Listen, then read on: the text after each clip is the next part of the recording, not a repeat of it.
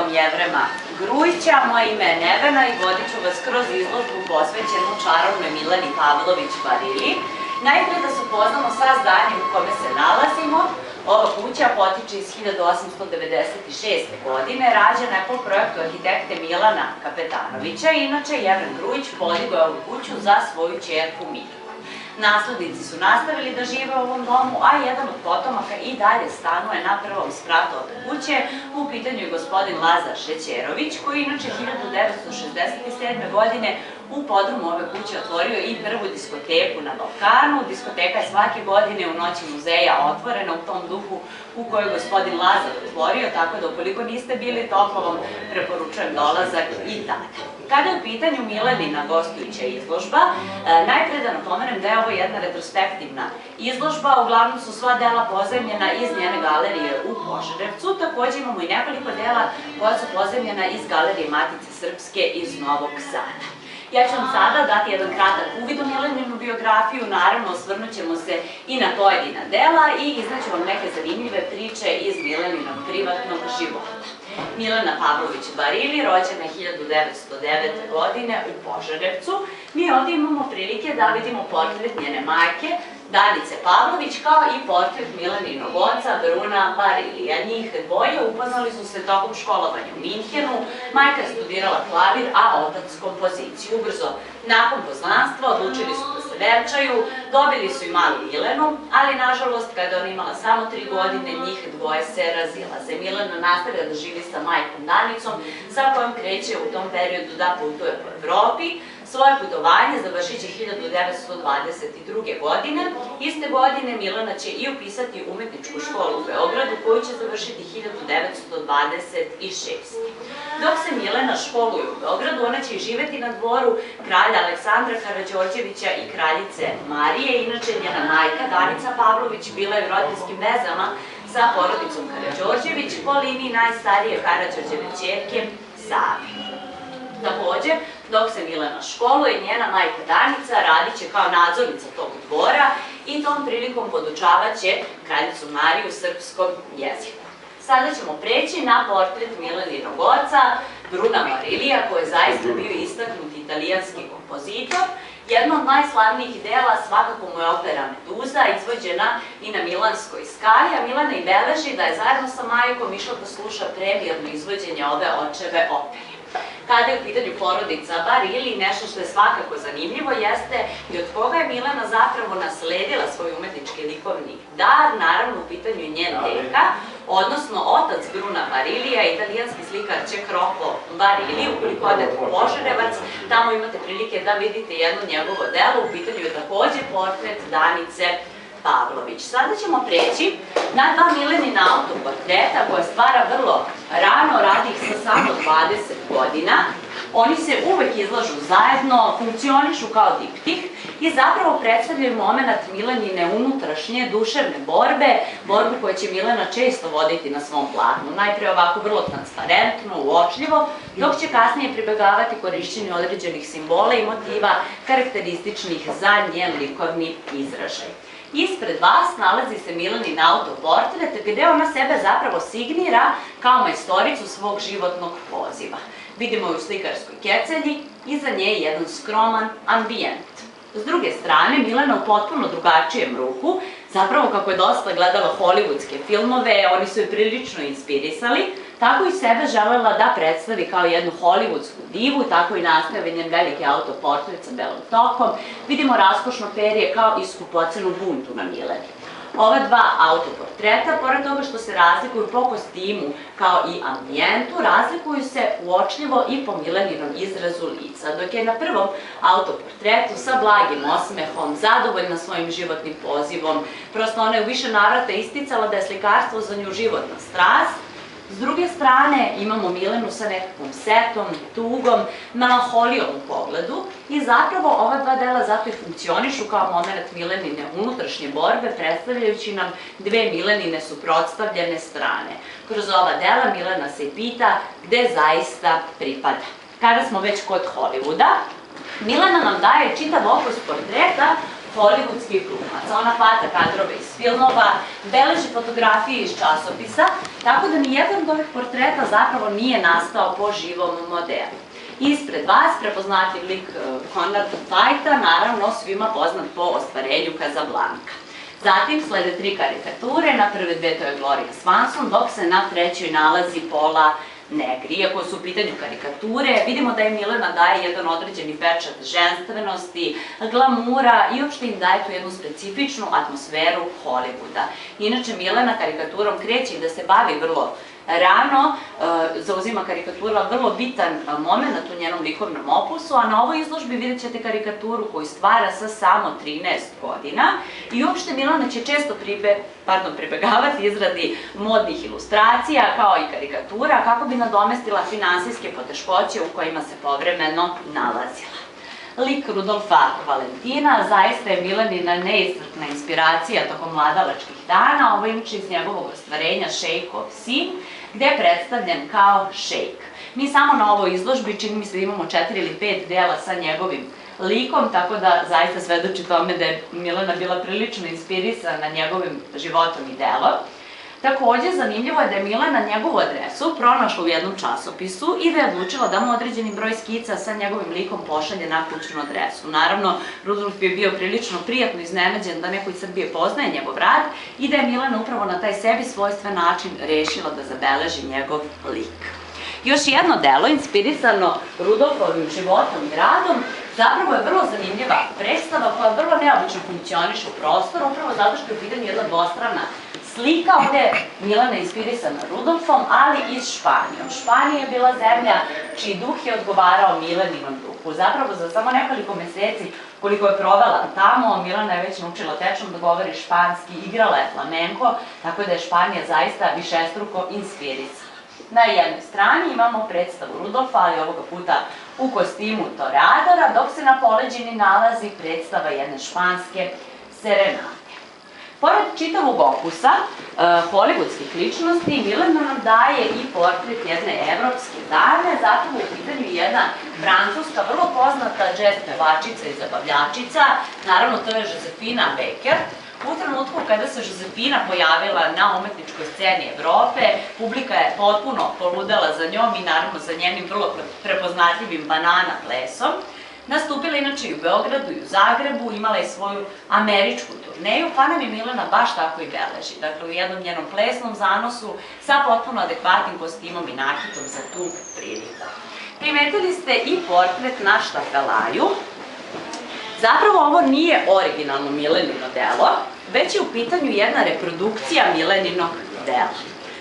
Ova slika nije bila izložena od samog početka izložbe, već se ovde odigrao jedan performans gospodina Miodraga Kovačevića, koji je tom prilikom otkrio ovu sliku. On je imao tu sreću, da lično od porodice u tom trenutku mlade portretisane gospođice Barbare Malori i nje lično dobio ovo delo u digitalnoj verziji. Odlučio je da uradi jednu digitalnu štampu na platnu i tako smo dobili jednu reprodukciju zaista visokih likovnih vrednosti. Ukoliko gledate iz daljine, deluje kao da je u pitanju originalno delo. Inače, portretisana mlada dama jeste Barbara Malori, Milenina velika mecena tokom boravka u Americi. Primetili ste i panele, imate ih na ovom kao i na susednom zidu.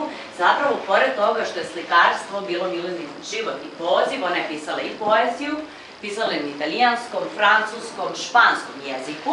Njena poezija je čak i objavljena u jednom italijanskom časopisu Quadrivio 1934. godine. Zanimljivo je da je na srpskom jeziku napisala svoju prvu pesmu sa samo 7 godina i da više nikada nakon toga nije pisala na svom maternjem jeziku.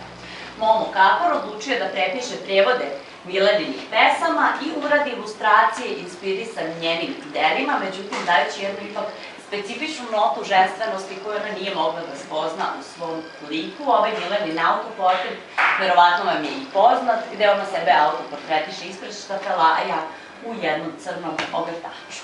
Možemo da pređemo u naredni salon.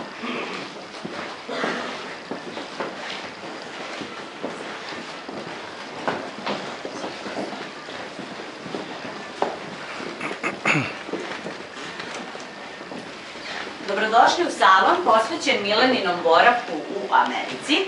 Milena odlazi u Ameriku 1939. godine. Ona tamo prvenstveno odlazi kako bi posetila izložbu nadrealista. U periodu kada Milena stvaraju zaista velika imena nadrealizma, kao što su recimo Mark Ernst, Giorgio de Chirico, Salvador Dali, Frida Kahlo, i svi će oni na izvestan način ostaviti uticaj i na Milenin likovni opus. Put od Evrope do Amerike traje čitavih 7 dana i upravo tokom tog putovanja Milena je dobila telegram da je u Evropi krenuo Drugi svetski rat. Ona odlazi u Ameriku gde je potpuno anonimna.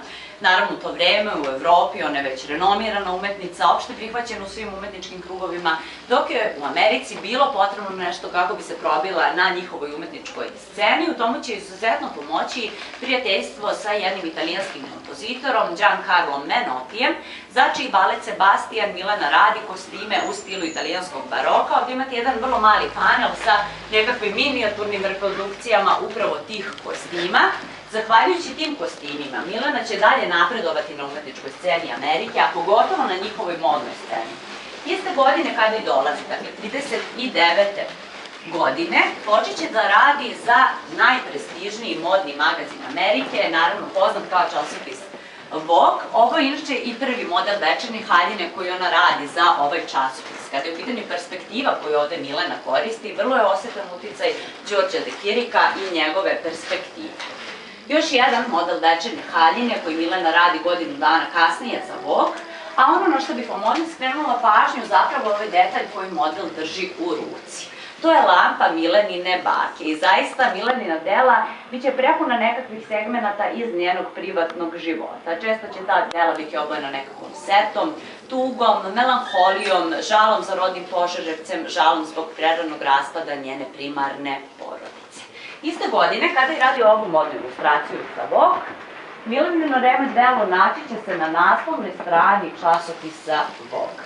Ovaj broj inače bio je posvećen venčanicama i odlučili su da na naslovnu stranu stave Milenin model plave večernje haljine. Ovo je inače i originalan primerak upravo iz 1940. godine, a za Milenin dizajn, koji je u tom trenutku potpuno inovativan na tlu Amerike, ne samo da se interesuje Vogue, već i svi drugi najprestižniji modni magazini Amerike, kao što su recimo Harper Bazaar, Glamour, Charm. Dakle, svi oni žele Milenine modne ilustracije.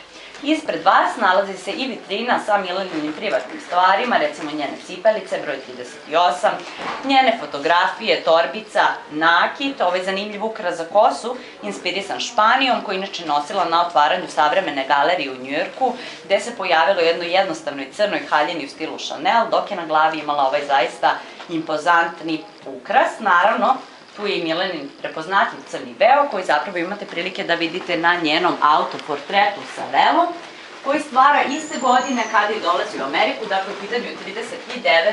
godine. Kada god se govori o Mileni, nekako ovo delo stoji u fokusu priče, tako da je vjerojatno iz tog razloga i najpoznatije u našem narodu.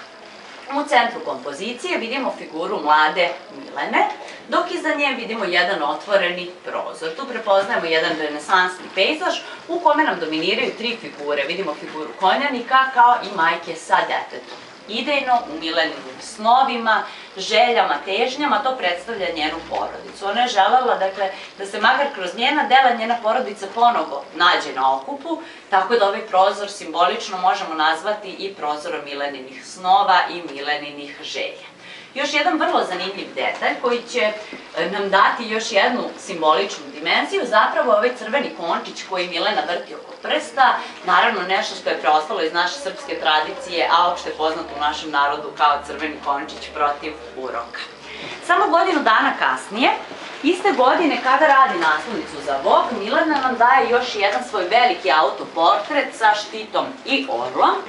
I ovaj autoportret prepun je nekakvih tajnih učitavanja, neke uzvišene simbolike. Vidimo Milenu koja u jednoj ruci drži biljku Voli me, ne voli me. Međutim, cepkajući listiće ove biljke, Milena se ne pita da li je neko voli ili ne, već da li je slobodna ili nije slobodna. Dakle, još jedan moment njene unutrašnje borbe koju ona vodi na svom platnu, ovoga puta vrlo simbolično, ovim štitom koji se nalazi ispred nje, vidimo da je podeljena na dva dela i na oba dela simbolično ptica predstavlja Milenu. Ovde osjećamo koliko ona bolno udara u rešetke, dok je ovde slobodna, leti u plavetnilu neba, leti ka suncu i zapravo ovim delom Milena se i pita šta je za nju sloboda. Gde se ona osjeća slobodnom i da li je slikarstvo to što je pruža duševni mir i duševnu slobodu.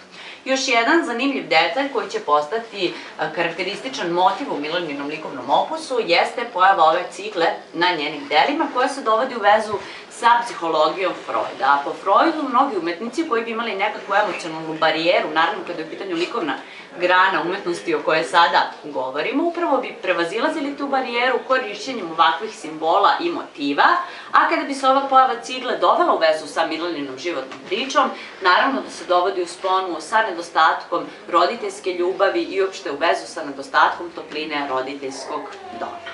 Možemo da pređemo u naredni salon.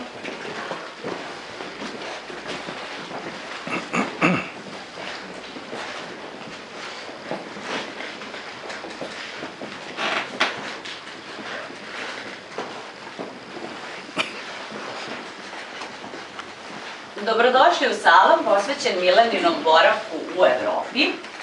Nakon završene umetničke škole u Beogradu, Milena odlazi u Minhen. Tamo upisuje likovnu akademiju, nažalost ne završava je, ali polako kreću da se nižu njeni uspesi. Zapravo već 1928. godine, dakle sa samo 19 godina, Milena će imati svoju prvu samostalnu izložbu u Novinarskom domu na Obilićevom vencu. Već naredne godine ona će izlagati sa grupom jugoslovenskih umetnika u rodnom Požarevcu, a sa samo 20 godina Milena će postati jedna od najmlađih članica jednog od najstarijih umetničkih udruženja u Srbiji. U pitanju je naravno umetnička grupa Lada, i ona će postati njihov član, dakle sa samo 20 godina. U tom periodu Milena kreće da izlaže širom Evrope. Izlagaće u Rimu, u Londonu, u Parizu, u Albaniji. Izlagaće samostalno sa grupama jugoslovenskih umetnika, sa evropskim umetnicima. Sva dela koje vidite u ovom salonu zapravo i potiču iz tog perioda, dakle to je neka četvrta decenija 20. veka i ovde vrlo osetno vidimo da na Milenin likovni opus još mnogo ranije od odlaska u Ameriku utiče naravno na realizam i njihov likovni izražaj, takođe primetan je i osjećaj metafizičkog slikarstva. U ovom salonu ja vam neću analizirati svako delo ponaosob, prosto moderna umetnost jeste takva da nam daje tu slobodu da svako od nas doživi drugačije delo, ali ću vam naravno skrenuti pažnju na neke simbole i motive kroz koje ćete ići mnogo lakše. Recimo pojava antičkog stuba, vrlo je karakteristična za Milenu. Za nju antički stub predstavlja stub života. Vidite da su brkovi, kao i kosa na ova dva portretisana lika urađeni kao neka krila. Za Milenu to predstavlja u stvari krila inspiracije. Skrenut ću vam pažnju na ovo delo koje nosi naziv Fantastična kompozicija sa dva lika, jer upravo ovim delom Milena nama daje uvid u svoj ljubavni život.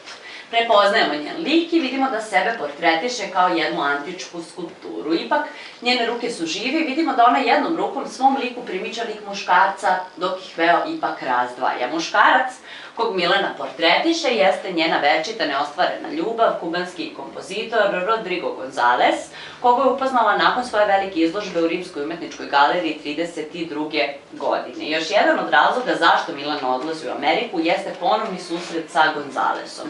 Oni su se vrlo kratko zabavljali u Evropi, nakon čega on odlazi u Ameriku, Milena odlazi za njim, ponovo se sreću, međutim Milena se ne slaže sa tim što on konzumira opijum i tada potpuno prekidaju svoju ljubavnu priču. Milena nam vrlo simbolično i daje taj moment neostvarene ljubavi, zapravo tim velom koji ih razdvaja i primećujete da na oba lika nedostaju zenice, naravno simbolično predstavljajući moment da se nikada nisu videli, nikada nisu doživeli svoju ljubav. Još jedna reminiscencija na ljubavnu scenu jeste i ovaj donji deo kompozicije koji deluje kao jedna otvorena školjka. Naravno, to se dovodi u vezu sa rađenjem Venere, boginje ljubavi, koja se i sama rađa iz školjke, a jedno od najpoznatijih dela u istoriji umetnosti uopšte, gde to možete videti svakako je Botticellijevo rađanje Venere. Kada je u pitanju Milenin ljubavni život, zanimljivo je da se ona 43. godine udala nažalost ne za svog Kubanca, ali za jednog američkog avijatičara, gospodina Astora Goslina, koga je upoznala nakon svoje velike izložbe u Vašingtonu. Muzički instrumenti, kao i muzika uopšte, predstavljaju sastavni deo Milenine inspiracije. Ona je i sama isticala da je inspiraciju za svoja likovna ostvarenja tražila upravo u muzičkim delima i sama je svirala klavir, naravno ljubav prema muzici na Milenu su preneli njeni roditelji i zapravo u jednoj njenoj sobi u Parizu u kojoj je stanovala nakon njene smrti pronađen je zaista veliki broj ploča, počevši od klasičnih izvođača, recimo dosta je cenila Della Verdija, Mozarta, naravno inspirisale su kompozicije njenog oca, ali i dela njenih savremenika, kao što su recimo Louis Armstrong, Billie Holiday, Josefina Baker koju smo videli u prvom salonu i muzika koju puštamo tokom cele ove izložbe jeste muzika koju je slušala Milena Pavlović-Barili. Još nešto zanimljivo u ovom salonu jeste i ova zamišljena vitrina Milene Pavlović-Barili. Zapravo, nijedan od eksponata koji se nalaze unutar ove vitrine nisu pripadali lično Mileni, ali potiču iz istog perioda kada ona živi i stvara. Ja ću vam skrenuti pažnju na ova dva predmeta. U pitanju je jedna kutija za pomadu kao i četka. Oba nose inicijale slova M i pripadali su Mirki Grujić, ćerci Jevrema Grujića, koja je to dobila lično na poklon od kraljice Marije Karađorđević, čija je bila dvorska dama. Kako znamo da je Milena živela na tom dvoru, da je njena majka radila kao nadzornica tog dvora, naravno da se porodica Milene Pavlović-Barili kao i porodica Grujić dovode u kulturološke spone, zapravo počivaju na istim građanskim osnovama društva. I još dva zanimljiva eksponata koje nemaju veze sa celom pričom. U pitanju su ove dve kutice.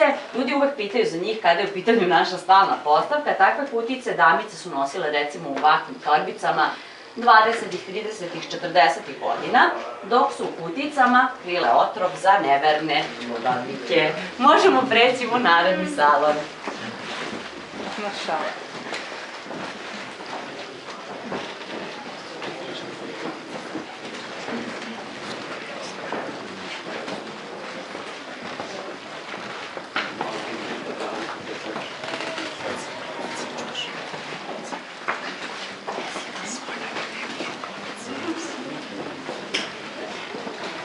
Salon sa moje leve strane, nakon vođene ture, uđite sami, prosto zaista ste došli u velikom broju, tako da biće nezgodno da stanemo svi u ovaj maleni salon.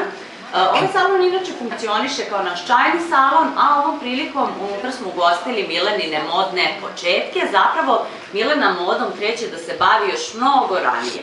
Još tokom boravka na umetničkoj školi u Beogradu, na kojoj će predavati zaista velike imena srpske moderne, kao što su recimo Beta Vukanović, Ljubomir Ivanović, kao i mnogi drugi. Takođe, unutar ovog salona naići ćete na modu koja je potpuno drugačija od one mode koju Milena stvara u periodu Voga. Zapravo, ova moda više inspirisana Evropom, naravno Parizom, kao jednom od evropskih prestonica mode. A u ovom salonu, zaista neizbežni lik Rudolfa Valentina, ponovo njegovo ostvarenje Šejkov sin, gde je zapravo tako i predstavljen. Još jedno Milenino delo, krasit će Rudolfov lik, njegovo ostvarenje je gospodin Okair, gde nam je Milena dala zaista precizno urađen dizajn kostima u stilu italijanskog baroka. Još jedan vrlo zanimljiv portret, u pitanju je jedan naručeni portret devojčice Jelene Lole Lesnikov. I ono što odmah primećujemo posmatrajući ovo delo jeste da se manirom potpuno razlikuje od onoga kako Milena zapravo stvara. Dakle, imamo potpuno odsustvo nadrealizma, metafizičkog, već nam ovo delo deluje onako pomalo akademski. Iako je stvaran u tom maniru, Milena je njega utkala jedan određeni segment simbolike. Zapravo, portretišući ovu devojčicu, Milena se sama stavlja u ulogu deteta. U Jeleni Milena vidi sve ono što je ona od uvek želela da bude. Jelena je devojčica koja raste sa oba roditelja, ima jedno srećno ispunjeno detinjstvo, nažalost sve ono što Milena nije mogla da ima. Još nešto što aludira na to da se Milena stavlja u ulogu deteta portretišući ovu devojčicu, zapravo je i potpis pored devojčice, koji deluje naivno kao da ga je neko dete napisalo. Još jedan vrlo zanimljiv portret, malih dimenzija, ali zato ne manje značajan. Zapravo u pitanju je portret Rosalind Frost, pored Barbare Mallory, koju smo videli u prvom salonu. Rosalind je još jedna Milenina velika mecena tokom boravka u Americi, naročito tokom boravka u Njujorku. O Rosalind se ne zna mnogo, ali Ovaj portret prosto svedoči nam o vrlo bliskom prijateljstvu između nje i Milene, a ono što je karakteristično kada je u pitanju ovaj portret jeste da Milena ovde koketira sa još jednom umetničkom epohom. Zapravo prepoznajemo jedan renesansni pejzaž u kome nam dominira jedna potpuno renesansna figura. I poslednje delo koje ćemo videti na ovoj retrospektivnoj izložbi zapravo je karikatura